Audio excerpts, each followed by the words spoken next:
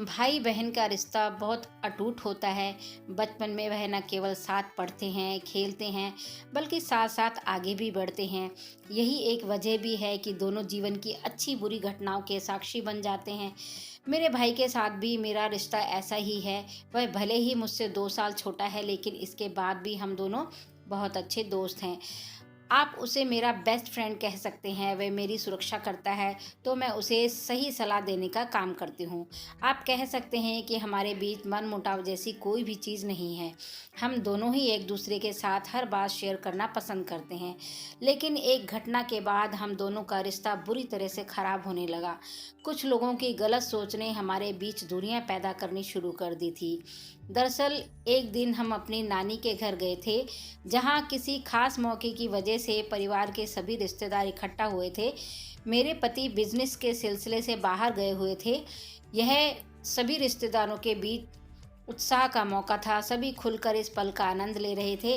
मैं और मेरा भाई भी एक दूसरे को देखकर मस्ती मजाक करने लगे। हम कुछ ऐसे गेम खेल रहे थे जो हम अक्सर साथ में खेला करते थे।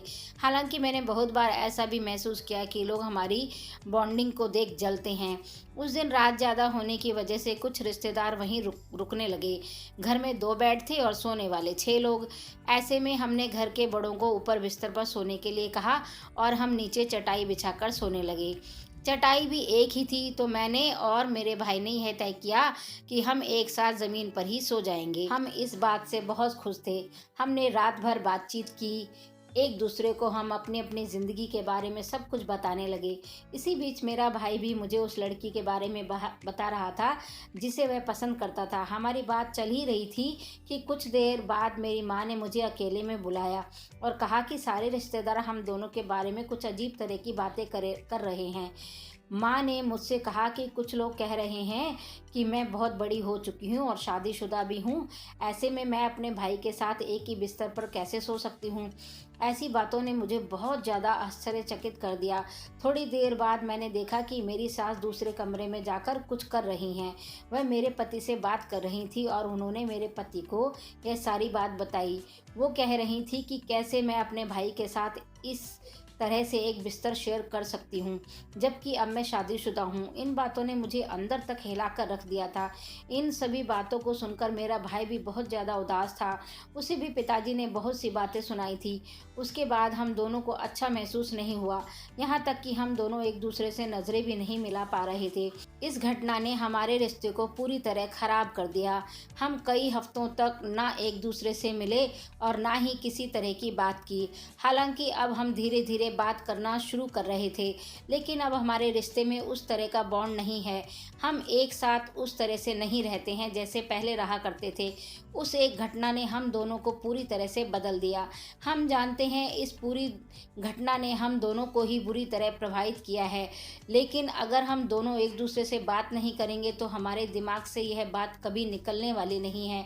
एक बात का ध्यान रखें कि जिन लोगों के बीच बहुत प्यार होता है, वहाँ अक्सर लोग दूरियां पैदा करने का काम करते हैं। हम दोनों के साथ भी अभी ऐसा ही हुआ है। भले ही हम अपनी नानी के घर उस समय कुछ रिएक्ट नहीं कर पाए हों, लेकिन आने के तुरंत बाद हमको अपने परिवार वालों के सामने इस बात को क्लियर कर देना चाहिए था।